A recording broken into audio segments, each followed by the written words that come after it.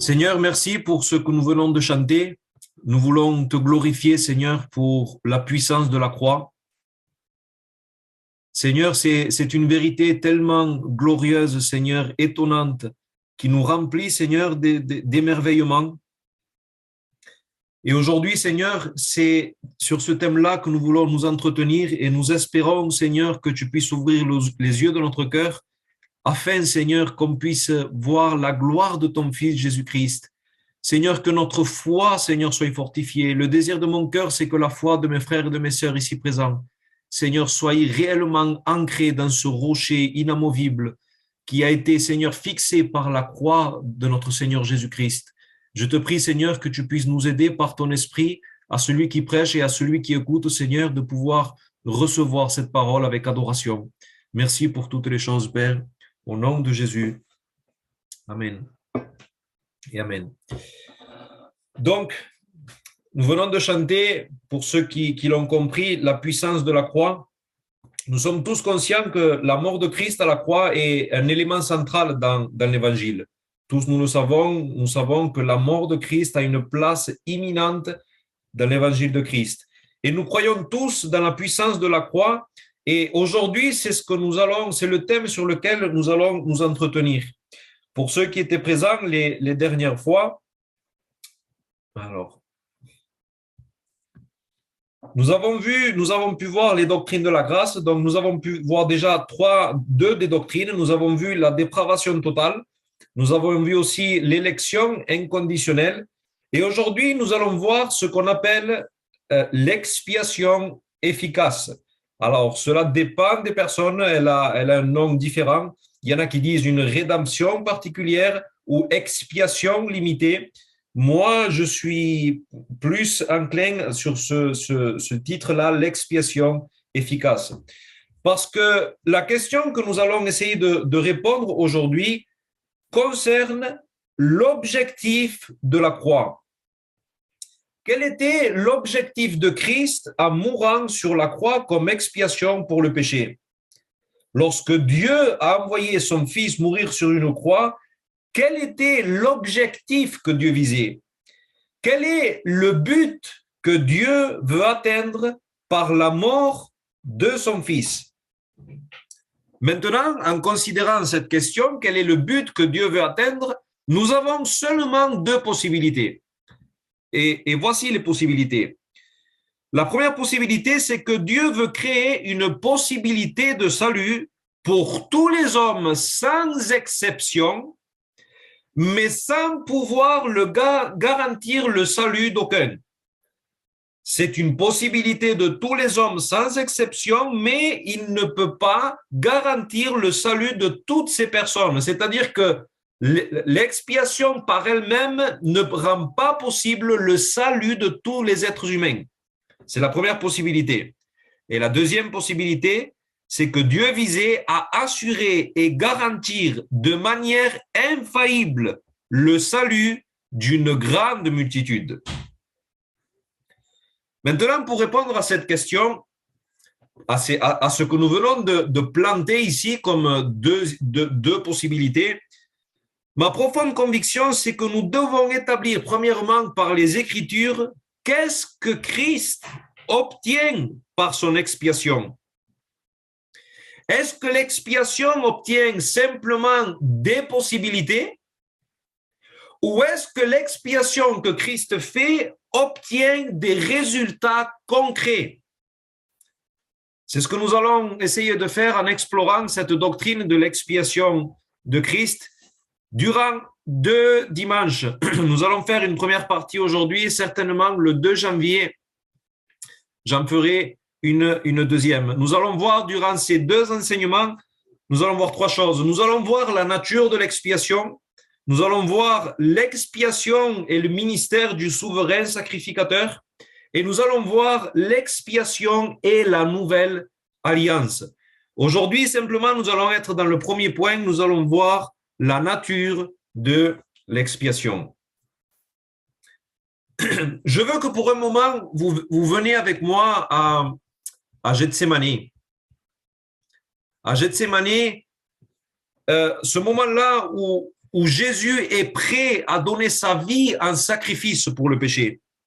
Ce moment-là qui est très important, où nous voyons que Jésus va prier, il est en agonie et il va dire dans Matthieu 26, verset 39, « Mon Père, s'il est possible que cette coupe s'éloigne de moi, mais toutefois, non pas ce que je veux, mais ce que tu veux. » Ici, dans la prière de Jésus, au travers de cette prière, nous voyons qu'il n'y a pas d'autre moyen de réconcilier les hommes avec Dieu que de passer par la mort de la croix. Il n'y a pas d'autre moyen. Pour quelle raison il n'y a pas d'autre moyen? La raison est celle-ci, c'est que pour que les hommes soient réconciliés avec Dieu, il y a un péché à expier et il y a une colère à apaiser. La sainte colère d'un Dieu juste en réponse à notre péché. Une expiation devait être faite. Maintenant, pour ceux qui ne sont pas familiarisés avec ce terme expiation, je vais donner une définition de ce que veut dire expiation. Alors, ne vous en faites pas. Ah, dommage, je ne l'ai pas mis. Mais je vais vous l'expliquer. Alors, le mot expiation veut dire le sacrifice substitutif. Alors, ce mot est compliqué, mais veut dire une personne qui en remplace une autre. Donc, sacrifice substitutif, c'est un sacrifice, c'est quelqu'un qui est en train de donner sa vie en remplacement d'un autre. Sacrifice substitutif, c'est ce que veut dire. Je suis le substitut de quelqu'un. Bien. L'expiation, c'est le sacrifice substitutif qui enlève, qui ôte, qui annule la condamnation due à notre péché. En raison de cette mort, la faute, la culpabilité est enlevée de notre péché.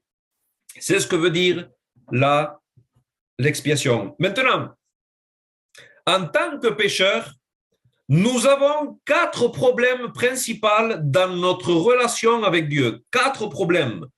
Et l'expiation de Christ vient pour traiter et éradiquer ces problèmes. Il vient pour traiter chacun de ces problèmes. Et le premier problème que nous avons, c'est que nous sommes des pécheurs coupables. Notre péché a engendré devant la justice divine une peine, une sanction, une condamnation, une culpabilité. Je ne veux pas aujourd'hui qu'on pense à cela comme si ça serait une chose quelconque. Parce qu'il y a sur notre tête une culpabilité qui est pesante, qui est lourde, une culpabilité qui est terrible, parce que si tu ne comprends pas le poids de cette culpabilité, tu ne vas pas comprendre la gloire de l'expiation qui ôte cette culpabilité. Notre péché est une affaire sérieusement grave. Dieu avait dit, le jour où tu en mangeras de cet arbre, tu mourras. Celle-ci est la sentence. Maintenant, as-tu déjà pensé que le péché est tellement grave, et pense à cela, qu'a fait Adam? Ils ont mangé d'un fruit. L'acte en lui-même était manger un fruit que Dieu avait défendu. Mais regarde que le péché est tellement grave que Dieu nous a condamnés à la peine capitale, la mort. Maintenant, simplement pensons à la mort physique. Tous, nous avons connu des personnes que nous avons aimées et qui sont parties. La mort physique est la sentence due à notre péché. La mort est une chose qui est dévastatrice. C'est une chose horrible, insoutenable, c'est cruel, c'est déchirant. Mais pourquoi tant de sévérité dans la sentence? Pourquoi il y a une sentence si sévère? Parce que le péché est une affaire sérieuse. Est-ce que tu as déjà pensé pourquoi le péché est si grave? Parce qu'un crime ou une offense va se mesurer selon la dignité envers celui qui est offensé. Je vais te donner une illustration. Si un homme tue un chat, il risque par par la justice pénale environ 1000 euros d'amende pour tuer un chat, peut-être même jusqu'à 6 mois de prison ferme. J'étais en train de regarder pour tuer un chat. Très bien. Maintenant, si un homme tue un autre homme, il risque jusqu'à 30 ans de prison ferme pour avoir tué un homme. Maintenant, quelle est la différence? 2 vies ont été enlevées. La différence se joue dans la dignité des 2 vies. Un être humain n'a pas la même dignité qu'un chat ou qu'un animal. Donc, la sentence va se mesurer selon la dignité envers qui l'offense a été faite. Maintenant, il peut même y avoir des degrés de sentence sur le meurtre entre un homme et même un autre homme. Je vous donne un exemple. Il y a alourdissement de la peine lorsque la victime, qui est un être humain, est un magistrat, un juré, un avocat, un officier public ou ministériel ou même un militaire de la gendarmerie. Il peut y avoir un alourdissement de sanctions si le crime se dirige contre une autorité. Pourquoi? Parce que non simplement cette personne est digne, mais elle représente une autorité. Donc la sanction sera plus sévère. Très bien. En ayant établi cela, lorsque nous pensons envers qui notre péché est dirigé, notre péché est dirigé envers un être infiniment digne en honneur, en majesté, en sainteté, en bonté, envers un être qui a une domination sur toute chose créée, visible et même invisible. Nous avons brisé chacun des commandements de Dieu, nous avons méprisé son nom, nous avons offensé la majesté divine. Et parce que notre péché est dirigé contre un Dieu qui est infiniment digne, notre péché a engendré une culpabilité infiniment coupable.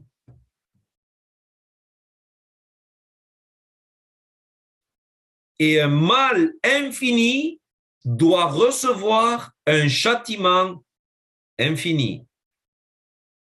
C'est pour cela que l'enfer est un lieu de tourment et de condamnation éternelle. C'est pour cela que je dis que la culpabilité qui pèse sur notre tête est pesante et lourde de conséquences. Elle est tellement lourde de conséquences qu'une éternité en enfer n'est pas suffisante pour purger la peine.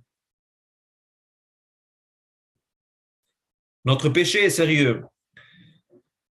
Maintenant, pour pouvoir enlever une faute infinie, ce n'est pas n'importe quelle expiation qui devait être faite. L'expiation devait avoir une valeur infinie pour enlever un mal infini. Et l'unique personne et être dans cet univers qui a cette valeur infinie est Dieu lui-même. C'est pour cette raison, Église de Dieu, que notre Seigneur Jésus-Christ est l'unique personne qualifiée pour être la victime expiatoire. Parce qu'il est véritablement homme et il peut nous représenter, mais aussi et il est véritablement Dieu et il a une valeur et une dignité infinie. Je pensais à ça et c'est évident que du coup, on ne peut pas expier notre péché par nos œuvres. Rien sur cette terre ne peut enlever le mal infini qui pèse sur ta tête, ni ce que tu es, ni tes bonnes actions, ni tes prières, ni même ta repentance. Ne peut enlever le poids infini qui pèse sur ta tête, ni même pas ta croyance. Il faut une personne infinie en gloire qui seulement peut enlever ta faute qui est infiniment coupable. Christ est le seul. uniquement Christ. Maintenant, nous avons dit que l'expiation que Christ a faite est de nature substitutive, à la place d'un autre, en représentation d'un autre. Dans l'Ancien Testament, nous avons une illustration de cette vérité lorsque, au travers des sacrifices d'animaux, le souverain sacrificateur était en train de faire l'expiation des péchés du peuple. Alors, pour faire une seule expiation, il avait besoin de 2 boucs. Le premier, le sacrificateur devait le prendre, il devait l'égorger et verser le sang sur le propitiatoire en représentation du peuple. C'est-à-dire que la sentence tombait sur le premier, le sang était versé, le salaire du péché c'est la mort et le bouc déversait son sang et la vie était déversée. Mais il y avait un deuxième bouc dans lequel le souverain sacrificateur plaçait ses mains sur le bouc et il était en train de transférer la faute du peuple, la sentence du peuple, la culpabilité du peuple. Et je vous lis le texte qui dit comme cela. Lorsqu'il aura achevé de faire l'expiation pour le sanctuaire, pour la tente d'assignation et pour l'autel, il fera approcher le bouc vivant, c'est-à-dire le deuxième bouc. Le premier est déjà mort, il a déjà versé son sang. Aaron, le sacrificateur, posera ses 2 mains sur la tête du bouc vivant et il confessera sur lui toutes les iniquités des enfants d'Israël et toutes les transgressions par lesquelles ils ont péché. Il mettra sur la tête du bouc, puis il le chassera dans le désert à l'aide d'un homme qui aura cette charge. Et le bouc emportera sur lui toutes leurs iniquités dans une terre désolée et il sera chassé dans le désert. Donc ici, nous avons une illustration de comment la faute est enlevée par le sacrifice d'une victime. Pour que Christ soit le sacrifice qui fait expiation, Dieu a transféré sur lui l'infinie culpabilité du pécheur. Et il a exécuté sur la croix cette sentence. Il a plu à l'Éternel de le briser par la souffrance. Et le sang a coulé. La justice a été satisfaite. Le résultat de cette expiation, c'est que maintenant, la culpabilité ou la faute ou la dette est emportée au loin, comme le bouc qui emporte au loin la faute du peuple. Regardez ce texte. Hébreux 9, 26. Il, donc Christ, est apparu une seule fois à la fin des temps pour ôter. Cela veut dire pour abolir, pour annuler, pour supprimer les péchés par son sacrifice. Ce n'est pas nos actions pécheresses qui sont supprimées. C'est ce qu'a engendré nos actions pécheresses, une faute devant la justice, une culpabilité, une sentence. Et c'est ce que Christ a supprimé. Imaginez un criminel devant un juge, que le juge prend le dossier et toutes les dettes sont annulées. Tous les crimes sont annulés, sont supprimés. C'est ce que Christ fait par son expiation.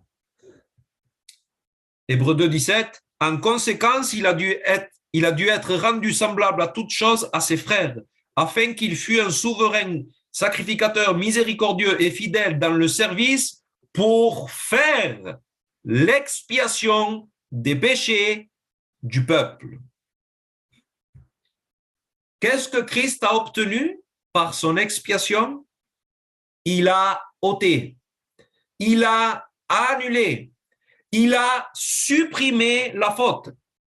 Le texte ne dit pas que Christ a tenté de ôter, il a tenté d'expier. Non, Christ est venu expier, annuler, abolir, supprimer réellement la faute. C'est une chose qui est accomplie. Si Christ meurt, la faute est emportée, car la justice est payée. C'est pour cela que le psaume 103 dira « Autant l'Orient est éloigné de l'Occident, autant il éloigne de nous nos transgressions. » Dieu a enlevé notre culpabilité. Donc l'expiation répond à notre premier problème.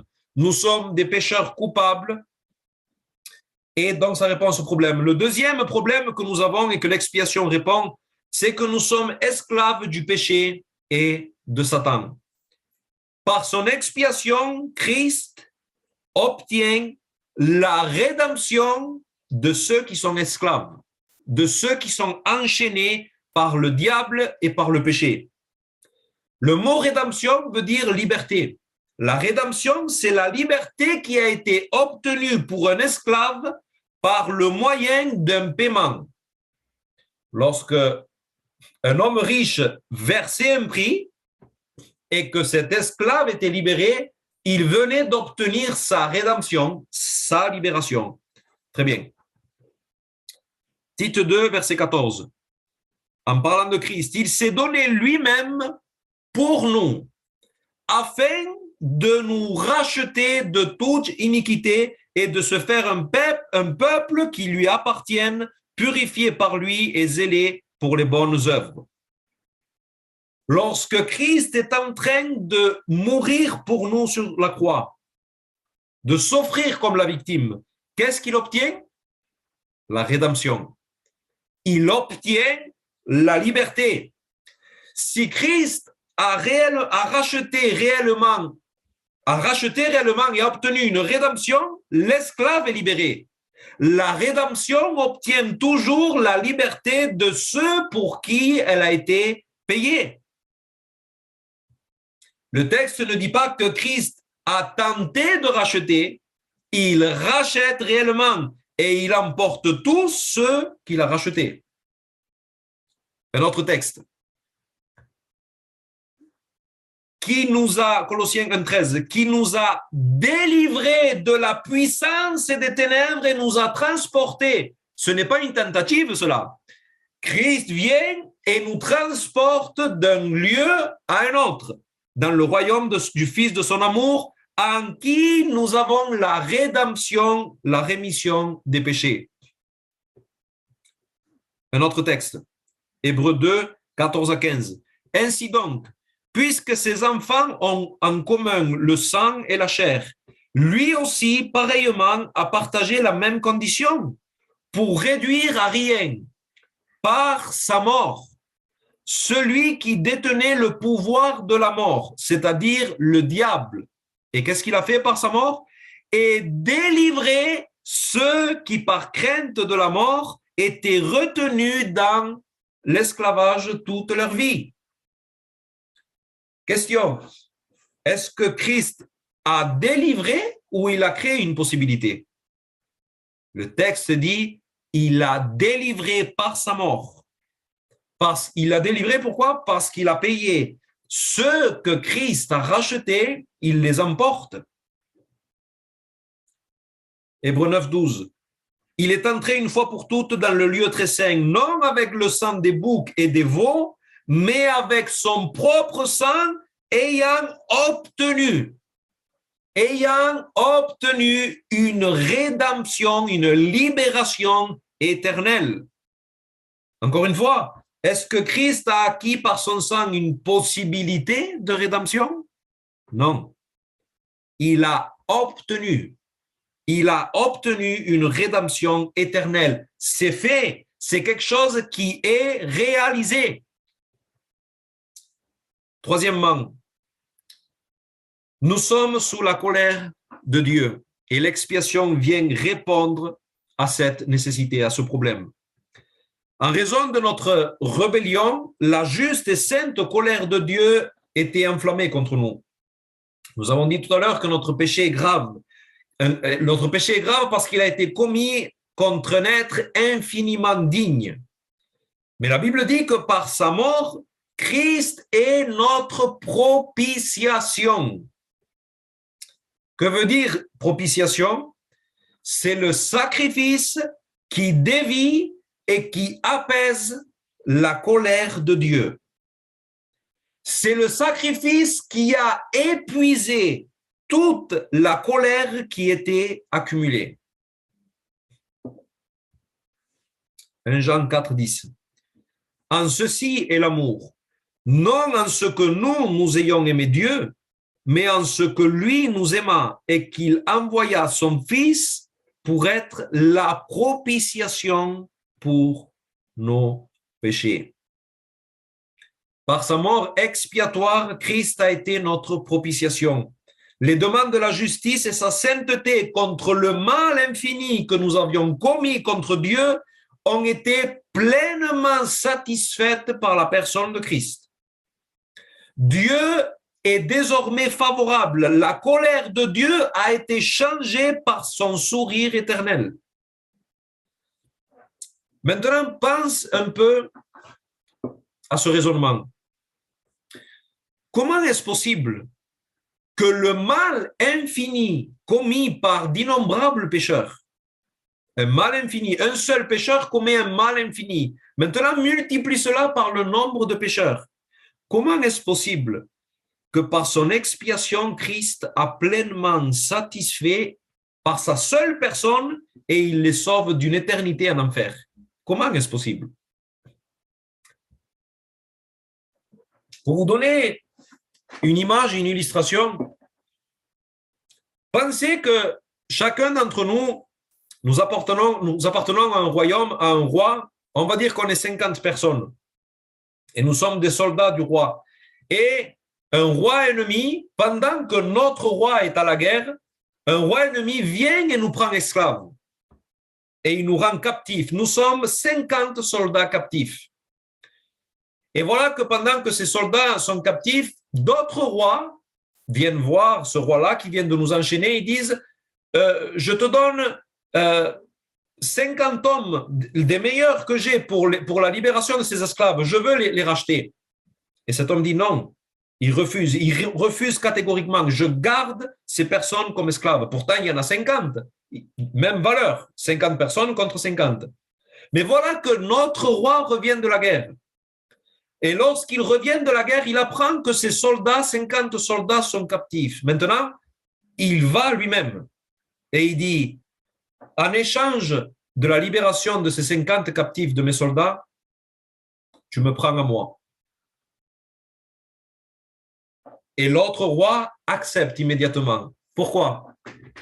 Parce que la dignité de ce roi, ce seul roi, a plus de valeur pour son ennemi que ces 50 soldats.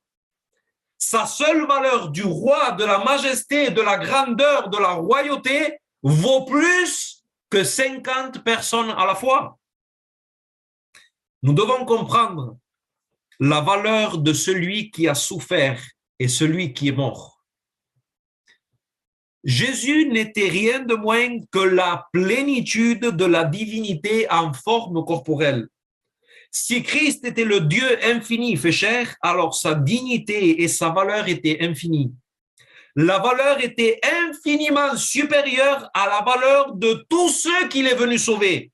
Sa seule vie est d'une valeur supérieure à toute sa création réunie. Lorsque Christ se livre pour être celui qui épuisera la colère de Dieu, parce qu'il est un roi infiniment digne, sa seule mort non seulement est suffisante pour tes péchés et pour mes péchés et une multitude de pécheurs, non, mais pour des milliards d'autres mondes, parce que sa dignité couvre et pèse plus que tout ce que nous pouvons concevoir dans notre esprit. Il n'y a pas de limite au poids de la valeur du sang qui a été versé par Jésus-Christ. Maintenant, par sa mort, Christ a vidé la coupe de la colère de Dieu. Nous l'avons chanté tout à l'heure. Question, Christ a-t-il bu ou il n'a pas bu la coupe de la colère de Dieu? Christ a bu toute la coupe de la colère de Dieu. Et en la buvant, il est mort. Et lorsque la coupe elle est tombée, parce que Christ est mort, la coupe était complètement vide. Christ a bu jusqu'à la dernière goutte de ce résidu amer.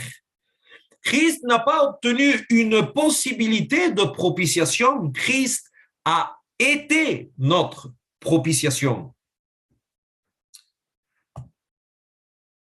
Quatrième et dernier problème que l'expiation répond.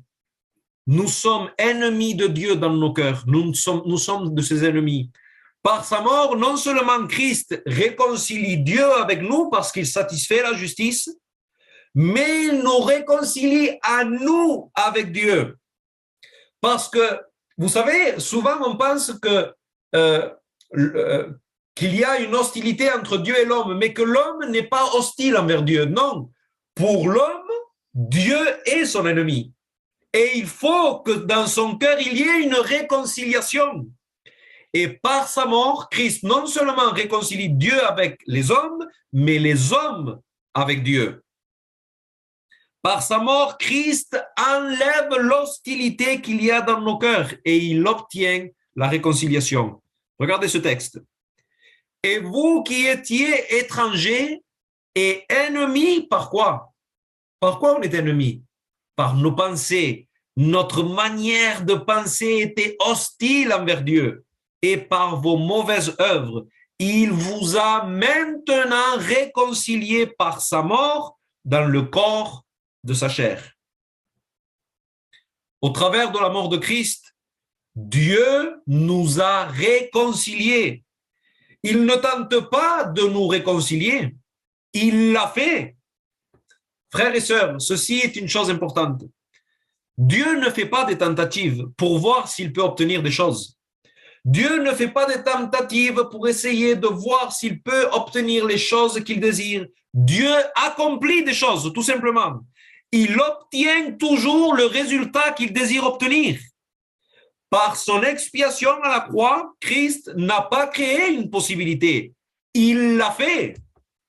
C'est quelque chose qu'il a obtenu. Maintenant, certains pensent que l'expiation a créé une possibilité. Et je vais vous donner une illustration que ces mêmes personnes disent. Ces personnes disent, l'expiation est comme un chèque qu'on fait, mais tant que ce chèque n'est pas encaissé par l'autre personne, alors ce chèque n'est pas efficace, il n'est pas valable. Et c'est vrai, un chèque par lui-même n'est pas efficace. Si je remplis un chèque, tant que la personne ne dépose pas son chèque sur son compte, cette personne ou ce chèque ne sera pas efficace. Maintenant, cette illustration est mauvaise parce qu'elle ne représente pas bien l'expiation de Christ. Pourquoi? Je vous pose une question. Comment je peux savoir si un chèque que moi j'ai fait a été encaissé par la personne? Si moi, dans mon compte, je subis la perte de la somme du chèque. Je peux savoir si le chèque a été encaissé, si moi, dans mon compte, j'ai subi la perte, si le prix a été versé, n'est-ce pas? Très bien. Que dit Jésus lorsqu'il est sur la croix? Quand Jésus eut pris le vinaigre, il dit, tout est accompli. Téléo en grec, ou tétélestai, qui veut dire la dette, la facture a été pleinement réglée.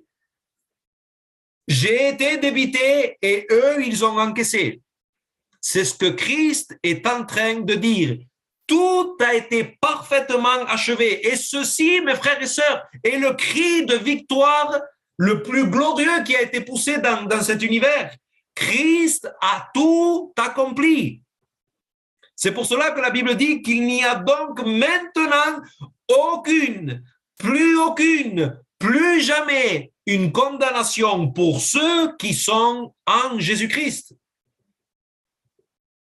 Qu'est-ce que Christ a accompli? Lorsque Christ dit « J'ai tout payé, Père, j'ai tout accompli, j'ai tout réalisé, j'ai tout obtenu », qu'est-ce que Christ a obtenu? La condamnation du péché a été ôtée. La liberté des esclaves est obtenue.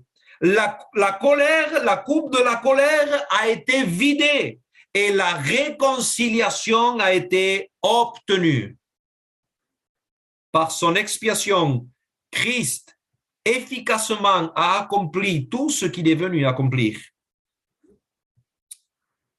Maintenant, je désire votre attention ici, c'est important.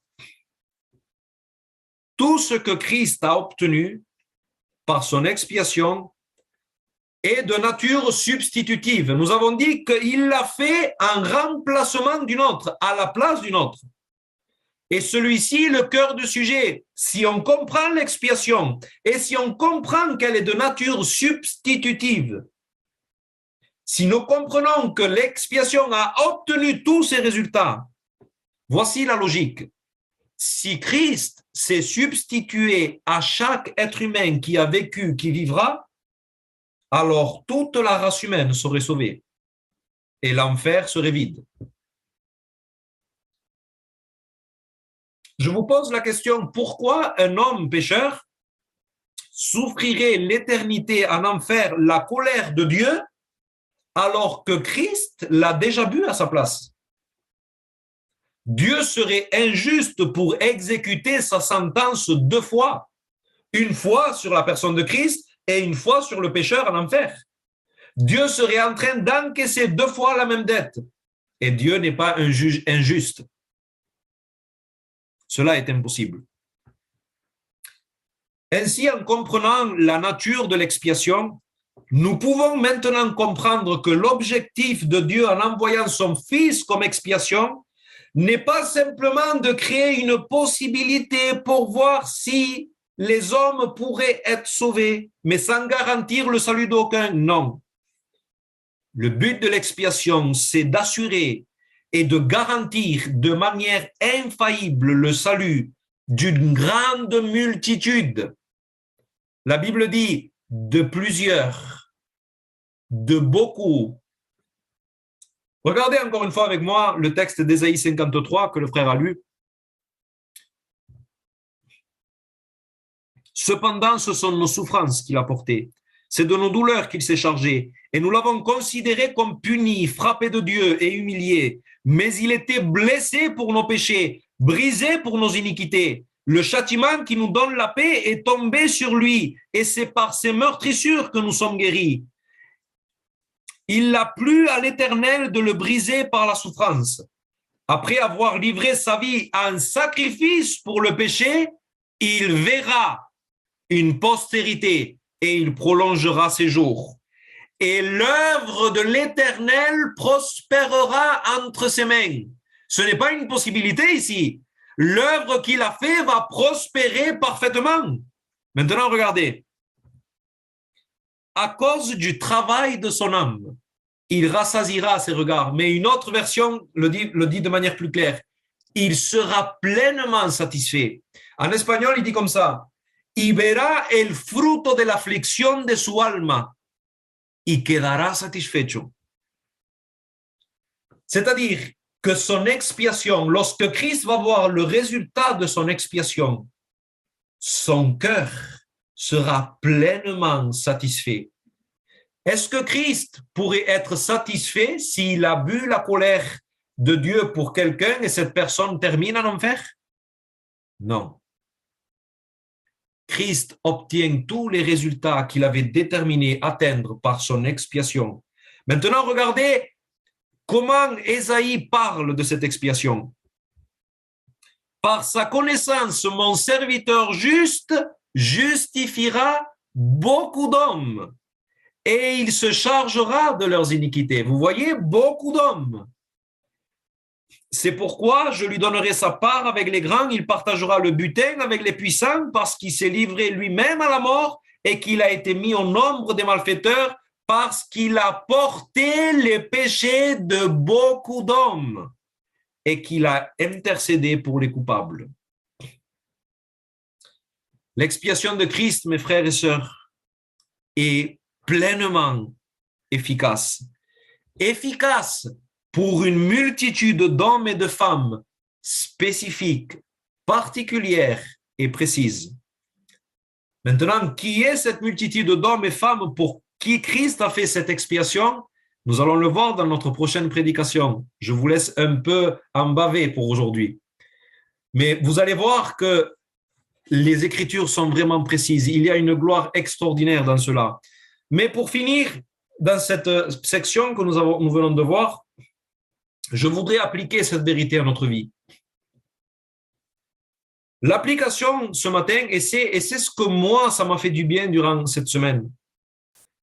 Je veux que tu médites sur la valeur infinie du roi Jésus-Christ qui a mis sa vie comme expiation pour enlever ta faute. Je me suis senti tellement ridicule en voyant ce roi pour ma libération, pour mon expiation, l'expiation de mon péché, tellement insignifiant, je me voyais comme ce soldat qui n'a aucune valeur et que le roi vient pour me sauver à moi.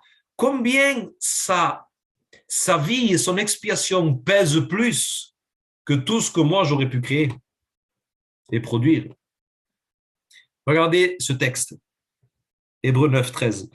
Car si le sang des taureaux et des boucs et la cendre d'une vache répandue sur ceux qui sont souillés sanctifie et procure la pureté de la chair, combien plus le sang de Christ, qui par un esprit éternel s'est offert lui-même sans tâche, écoute ça, purifiera-t-il votre conscience des œuvres mortes afin que vous serviez le Dieu vivant?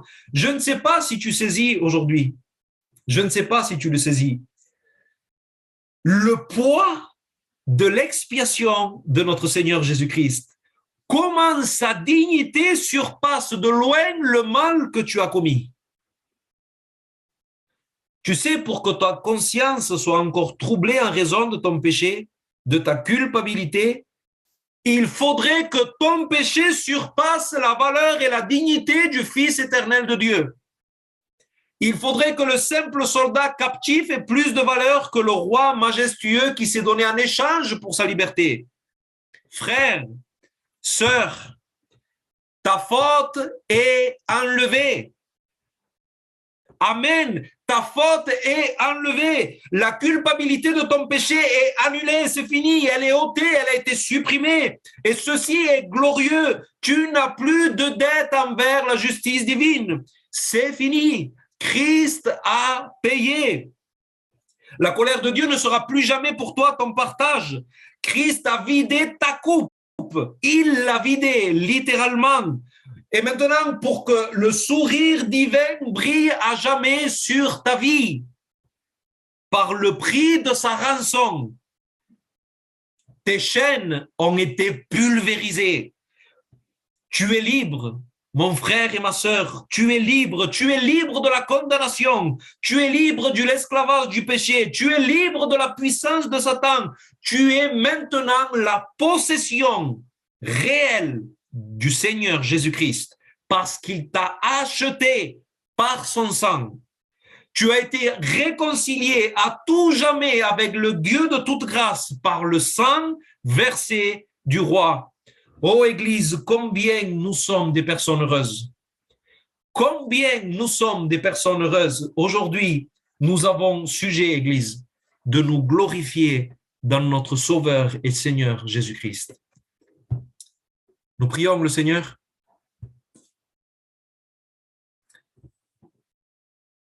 Nous adorons Jésus, nous l'adorons, nous adorons à notre Seigneur Jésus-Christ. Nous voulons magnifier, Seigneur, la gloire de son sacrifice. Seigneur, pourquoi, Seigneur, le roi est-il venu nous chercher? Pourquoi es-tu venu chercher ces misérables? Pourquoi tu as pris ma culpabilité? Pourquoi tu as pris ma faute? Pourquoi tu as payé ma rançon? Pourquoi, Seigneur? C'est pour cela que dans l'éternité, Seigneur, le chant, l'hymne sera la louange de ta rédemption pour te racheter. Seigneur, permets que cette vérité nous remplisse de foi. Seigneur, dans ces jours de fête, Seigneur, le véritable Noël, c'est que le Fils de Dieu est venu. Voici le cadeau. Le prix a été payé, tout est accompli. Nous louons notre Seigneur Jésus-Christ. Seigneur, bénis mes frères et mes sœurs et que cette vérité, Seigneur, produise un vrai zèle, une vraie sainteté, une vraie obéissance pour la gloire de ton Saint-Nom. Amen.